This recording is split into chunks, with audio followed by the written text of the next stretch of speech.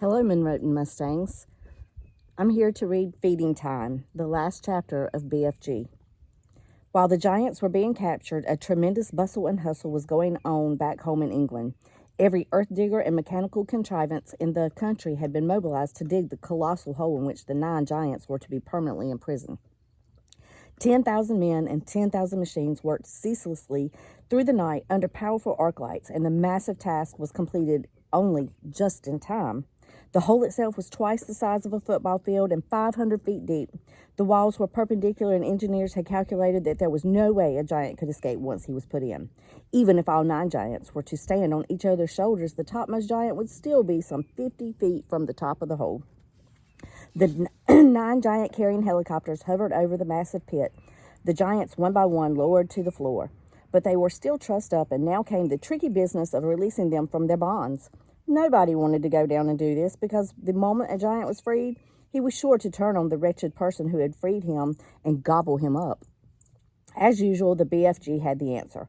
"I has told you before," he said. "Giants is never eating giants. So I is going down, and I shall untie them myself before you can say Rat Jobinson."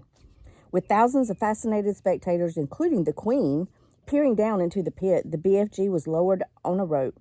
One by one, he released the giants. They stood up, stretched their stiffened limbs, and started leaping about in fury. "Why is they putting us down here in this grob-sludging hole?" they shouted at the BFG. "Because you is guzzling human beings." The BFG answered, "I is always warning you not to do it, and you is never taking the titchiest bit of notice." "In that case," the flesh lump eater bellowed, "I think we is guzzling you instead." The BFG grabbed the dangling rope and was hoisted out of the pit just in time. The great bulging sack he had brought back with him from the giant country lay at the top of the pit. "What's in there?" the Queen asked him. The BFG put an arm into the sack and pulled out a gigantic black and white striped object the size of a man. "Snozcumbers," he cried. "This is the repulsant Snozcumber Majester, and that is all we is going to give these disgustive giants from now on." "May I taste it?" the Queen asked. "Don't, Magister, don't," cried the BFG. "It is tasting the trog filth and the pig squibble." With that, he tossed the Snozcumber down to the giants below. "There's your supper," he shouted. "Have a munch on that." He fished out more Snozcumbers from the sack and threw them down. The giants below howled and cursed. The BFG laughed. "It serves them right, left and center," he said. "What will we feed them on when the Snozcumbers are all used up?" the Queen asked him.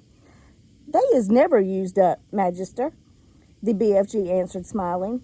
"I is also bringing in this sack a whole bungle of Snozcucumber plants, which I is giving, with your permission, to the royal gardener to put in the soil.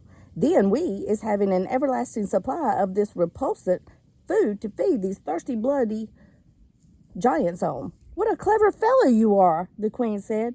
"You are not very well educated, but you are really nobody's fool." "I can see that."